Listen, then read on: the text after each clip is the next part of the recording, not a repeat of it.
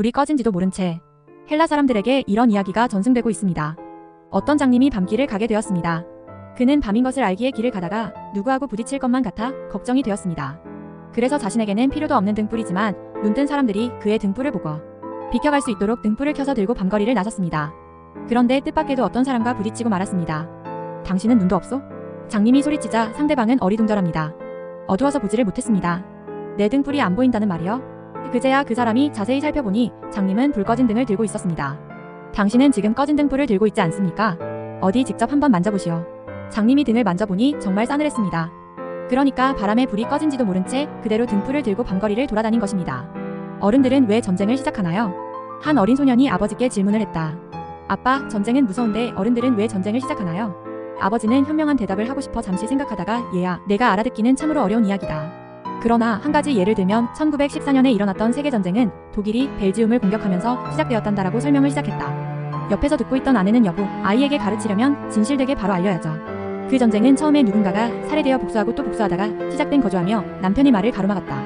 화가 난 남편은 아이에게 적절하게 전해주어야 한다고 주장했고 아내는 반대하여 서로 언성을 높이다가 아내가 먼저 문을 꽝 닫고 나가버렸다. 이 광경을 본 아이는 고개를 끄덕거리며 전쟁이 왜 시작되는지 이제야 알 것 같다고 말했다는 이야기이다.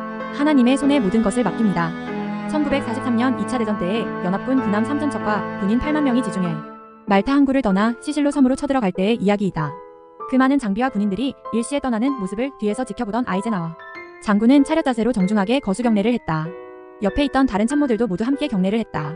이어서 장군은 하나님께 하나님, 사람들이 할 수 있는 모든 기술과 노력을 다 동원하여 최선을 다했습니다. 이제 지금은 전능하신 하나님의 손에 모든 것을 맡깁니다. 라고 전적으로 의지하는 기도를 드렸다고 한다. 하나님 아버지 용서하십시오. 영국의 코벤트리라는 도시에 큰 교회가 있었는데 2차 대전 때 다 타버리고 교회 한쪽 벽만 을신연스럽게 남아있다. 그 벽은 그대로 보존되면서 하나님 아버지 용서하십시오라는 큰 팻말이 붙어있다. 많은 관광객들로 하여금 이 현장을 그대로 보게 하여 무엇인가를 생각할 수 있게 한 것이다.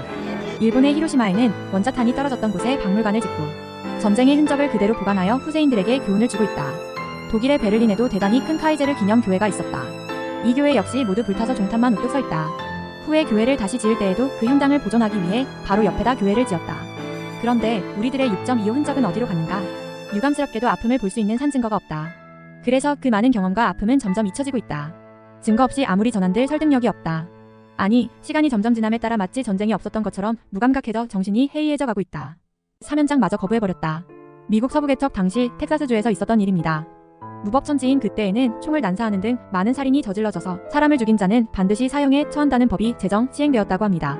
그런데 어느 날 평소에 덕망 있고 선량하고 이웃으로부터 존경받는 아주 온순한 한 청년이 술집에서 실수로 살인을 했습니다. 그는 사형 선고를 받았고 이제 집행 날짜를 기다리는 신세가 되었습니다. 온 동리 사람들은 그의 사람된 대미를 잊기 아는지라 도저히 그럴 수는 없다 해서 구명운동에 나섰습니다. 모두가 서명을 하고 탄원한 끝에 드디어 특별 사면을 받게 되었습니다. 주지사는 사면장을 들고 감방에 있는 청년을 만나러 갔습니다. 그런데 청년은 이미 그 전에 온순한 청년이 아니었습니다. 얼마나 못되고 포악해졌는지 주지사를 향해서 폭언을 하고 거칠고 난폭한 행복을 했습니다. 뉘우치는 생각이라고는 전혀 없었습니다. 주지사는 깜짝 놀랐습니다. 게다가 청년은 사면장마저 거부해버렸습니다. 자기를 구하려는 동리 사람들의 은혜를 저버린 채 그는 사형에 처해지고 말았습니다. 가장 괴로운 일이 무엇이냐? 페르시아의 왕이 세 사람의 현자에게 물었습니다. 세상을 살면서 가장 괴로운 일이 무엇이냐?